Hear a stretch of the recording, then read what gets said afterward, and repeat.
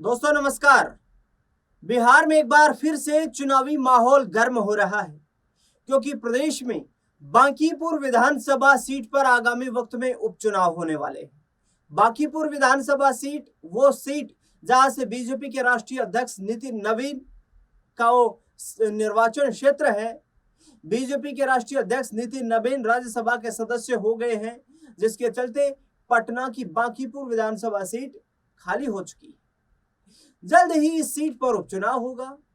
चुनाव के ऐलान से पहले राजनीतिक दलों की तैयारियां भी शुरू हो गई हैं। अब बीजेपी एनडीए गठबंधन के साथ साथ आरजेडी प्रशांत किशोर की पार्टी जन सुराज ने भी कहा है कि यहां से वो उपचुनाव लड़ने की पूरी तैयारी में है। ऐसे में बीजेपी सीट को अपनी मजबूत सीट होने के नाते एनडीए गठबंधन में अपने कब्जे में रखने की पूरी कोशिश करेगी, तो वहीं आरजेडी की कोशिशें होंगी कि चाहे कितनी भी ताकत क्यों न झोंकनी पड़े, परंतु इस सीट पर अपना कब्जा जमाकर बिहार में बदलाव का एक नया संदेश देने का प्रयास किया जाए। लिहाजा चाहे कोई भी लड़े, लेकिन ये सीट पिछले कुछ सालों से तो बीजेपी का गढ़ रही है। तो सबसे बड़ा सवाल यही है कि इस बार भारतीय जनता पार्टी यहां से फिर मौका चुनावी मैदान में किसे देगी। सियासी गलियारों में कई नामों की चर्चा हो रही है, लेकिन सबसे चर्चित एक नाम जो है वो नाम है रितु जायसवाल का। इसके कई कारण हैं। कभी लालू यादव की पार्टी में रही रितु जायसवाल हाल ही में बीजेपी में शामिल हुई है। हालांकि प्रत्याशियों के नाम पर अभी बीजेपी के नेता बोलने से बचते हुए नजर आ रहे हैं। अब क्या कहते हैं राजनीतिक जानकार, बीजेपी की ओर से भले ही कोई कुछ ना कह रहा हो, लेकिन सियासी गलियारों में बहुत कुछ चर्चाएं हैं। राजनीतिक जानकार इसको कैसे देख रहे हैं, इसके लिए वरिष्ठ पत्रकार संतोष कुमार से हमने बातचीत की। सवाल किया गया कि क्या रितु जायसवाल को बीजेपी बांकीपुर विधानसभा सीट से उपचुनाव में उम्मीदवार बना सकती है। संतोष कुमार ने कहा, चर्चा ऐसी जोरों पर चल रही है, लेकिन इसकी उम्मीद कम है। संतोष कुमार आगे कहते हैं, रितु जायसवाल ऐसे समय में आई है जब बांकीपुर में विधानसभा का उपचुनाव है। पहले से जो देखा गया है, बीजेपी कार्यकर्ताओं को ज्यादा तरजीह देती है। पटना कायस्थ बाहुल्य इलाका है। बांकीपुर और कुम्हरार में हमेशा से कायस्थ विधायक ही रहे हैं, लेकिन 2025 में कुम्हरार से पुराने कार्यकर्ता संजय गुप्ता को टिकट दिया गया, जो वैश्य समाज से आते हैं। हालांकि वह चुनाव जीत गए। अब सिर्फ एक सीट बांकीपुर कायस्थ के लिए बची है। ऐसे में बीजेपी कायस्थ को नाराज नहीं कर सकती है। उम्मीद की जा रही है कि किसी कायस्थ समाज से ही उम्मीदवार चुनावी मैदान में बीजेपी या एनडीए गठबंधन की तरफ से हो सकता है। महागठबंधन और जन सुराज की इस चुनाव में स्थिति क्या रहेगी? बिहार विधानसभा चुनाव जो नवंबर 2025 में संपन्न हुए थे, चुनाव में बांकीपुर विधानसभा सीट से राष्ट्रीय जनता दल ने रेखा कुमारी को अपना प्रत्याशी बनाया था, जिन्हें इस चुनाव में कुल 46,363 वोट मिले थे। बीजेपी के प्रत्याशी नितिन नवीन ने इस सीट से चुनावी मैदान में भारतीय जनता पार्टी के उम्मीदवार के तौर पर चुनाव लड़ा और बीजेपी उम्मीदवार के तौर पर उन्हें करीब 98,299 वोट हासिल करके बड़ी जीत दर्ज की थी। वहीं प्रशांत किशोर की पार्टी जन सुराज को इस सीट से 7317 वोट मिले थे।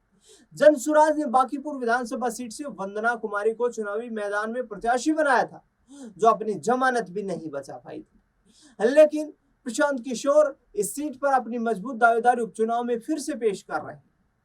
बीजेपी के लिए इस सीट से उपचुनाव में चुनौती यह होगी कि संगठन को कोई नितिन नवीन के कद का प्रत्याशी ढूंढने में मशक्कत करनी होगी। लिहाजा आरजेडी महागठबंधन या जन सुराज के पास हारे हुए प्रत्याशियों पर फिर से दांव लगाने का मौका है। प्रशांत किशोर का सम्राट चौधरी नीतीश कुमार मोदी पर निशाना। जन सुराज संस्थापक प्रशांत किशोर की कोशिशें हैं कि इस सीट पर किसी भी तरीके से अपने पक्ष में माहौल बनाया जाए, जिसके लिए वो राज्य में 6 महीने पहले हुए चुनाव को लेकर भाजपा और जेडीयू को निशाना बना रहे हैं। प्रशांत किशोर का मानना है कि विधानसभा चुनाव में बीजेपी और जेडीयू ने मिलकर बांकीपुर व बिहार के लोगों के वोट से खिलवाड़ किया। चुनाव नीतीश कुमार के नाम पर लड़ा गया, लेकिन 100 दिन के बाद ही सीएम सम्राट चौधरी को बना दिया गया। अब पीएम मोदी और सम्राट चौधरी जनता की बात तो सुनेंगे नहीं। तो ऐसे में जनता के पास एक बार फिर से मौका है कि वो वोट की चोट देकर सरकार के कानों तक अपनी बात पहुंचा सकते हैं। एक चुनावी जनसभा को संबोधित करते हुए प्रशांत किशोर ने क्या कुछ कहा, कैसे मोदी सरकार को निशाना बनाए और कैसे प्रशांत किशोर और नीतीश कुमार पर तंज कसा बयान सुनवाते हैं आप। जो लोग कह रहे हैं कि हम तो सम्राट चौधरी को नहीं बनाए थे, वो तो मोदी जी बना दिए, अमित शाह बना दिए, हम क्या करें? तो आप बताइए, मोदी जी आपसे बात करने तो आएंगे नहीं, आज भी नहीं आएंगे, 5 वर्ष के बाद भी नहीं आएंगे। कैसे मोदी जी को पता चलेगा कि सम्राट चौधरी को मुख्यमंत्री बनाने के निर्णय से आप खुश नहीं हैं? आपके पास हथियार है, आप वोट से मोदी जी को, भाजपा को बांकीपुर में हराइए, उनके पास अपने आप खबर पहुंच जाएगा कि जिस व्यक्ति का चुनाव किया है उन्होंने, उससे आप सहमत नहीं हैं। लोकतंत्र में आपके पास ये हथियार है। मोदी जी हो कि राहुल गांधी हो, जनता के पास सीधा हॉटलाइन है, हॉटलाइन है। जब आप बटन दबाते हैं एकदम घनघनाता है कान में नेता को तुरंत। आप एक बार समझ लीजिए, जितना चर्चा कर लीजिए, नेता डरता नहीं है, नेता को सिर्फ वोट का चोट समझ में आता है। एक बार आप बांकीपुर में भाजपा को हराएंगे तो मोदी जी को भी समझ में आएगा कि बिहार की जनता को खाली उसना अरवा का बात करके वोट नहीं ले सकेंगे। सिर्फ बांकीपुर में सुधार नहीं होगा।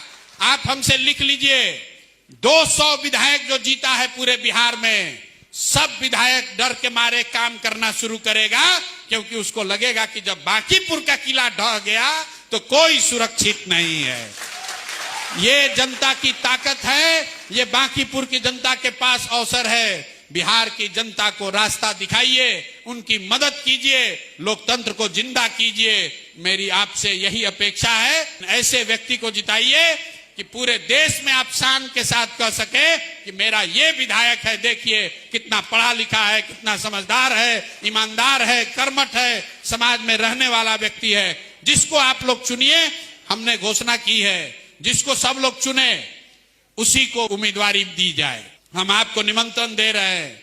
1 महीना 1.5 महीना के बाद हम सभी वार्ड में जा रहे हैं, लोगों को आमंत्रित कर रहे हैं। बापू सभागार में हम लोग बैठेंगे और वहीं पर जिसके नाम पर आप लोग सब सहमत हो जाए, वही आदमी, उसी को उम्मीदवार बना दिया जाए। तो सुना आपने प्रशांत किशोर को, जो कि वर्तमान सरकार पर निशाना साध रहे हैं।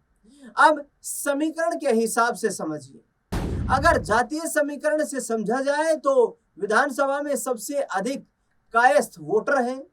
नए परिसीमन से पहले इस सीट का नाम पश्चिमी पटना विधानसभा सीट होता था, जहां से लंबे समय से नितिन नवीन के पिता नवीन किशोर बीजेपी के टिकट से चुनाव जीतते रहे।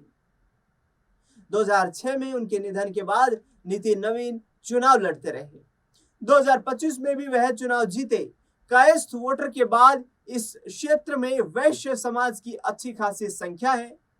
इसके अलावा राजपूत, भूमिहार, कोयरी, SC, ST की भी संख्या मौजूद है।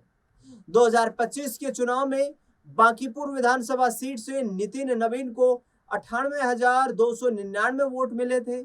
आरजेडी से वैश्य समाज से आने वाली रेखा कुमारी को 46,363 वोट मिले थे।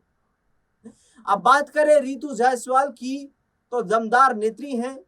2020 के विधानसभा चुनाव में वह आरजेडी की टिकट पर परिहार सीट से चुनाव लड़ चुकी है, लेकिन सिर्फ 1549 वोटों के मामूली अंतर से हार गई। 2024 में आरजेडी ने उन्हें शिवहर लोकसभा सीट से भी उम्मीदवार बनाया था। यहां से वे 29,143 वोटों के मामूली अंतर से हार गई थी। 2 बार चुनाव हारने पर आरजेडी ने उन्हें 2025 में टिकट नहीं दिया, तो वे निर्दलीय ही परिहार विधानसभा सीट से चुनावी मैदान में थी और दूसरे नंबर पर रही। रितु जायसवाल को परिहार विधानसभा सीट पर चुनाव लड़ते हुए 65,455 वोट मिले थे। आरजेडी की प्रत्याशी स्मिता गुप्ता तीसरे स्थान पर चली गई, जहां उन्होंने 48,534 वोट हासिल किए थे। तो ये कुछ बांकीपुर का सियासी समीकरण है। बीजेपी की कोशिशें रहेंगी कि उनके राष्ट्रीय अध्यक्ष की सीट है, तो इस सीट पर ताकत झोंककर, क्योंकि बाय इलेक्शन को ये माना जाता है कि सरकार के पक्ष का चुनाव होता है तो कहीं ना कहीं एडवांटेज जो है वो सत्ता पक्ष को मिलता हुआ नजर आता है। लेकिन विपक्ष का लगातार कहना है कि जिस तरीके से चुनाव किसी और के चेहरे पर लड़ा गया, सीएम किसी और को बना दिया गया, बीजेपी की इस खेल में नीतीश कुमार को फंसा लिया गया और बिहार की जनता से खिलवाड़ कर दिया गया, तो क्या बिहार की जनता अब बांकीपुर विधानसभा उपचुनाव में बीजेपी को, एनडीए को झटका देगी या फिर एनडीए बीजेपी सरकार के साथ ही चलेगी? ये आने वाले वक्त में उपचुनाव के नतीजों में देखने को मिलेगा। इस मुद्दे पर आपकी क्या राय प्रतिक्रिया है कमेंट बॉक्स में बताना बिल्कुल ना भूलें। देश दुनिया से जुड़ी बड़ी खबरों के लिए लगातार जुड़े रहे हमारे साथ। धन्यवाद।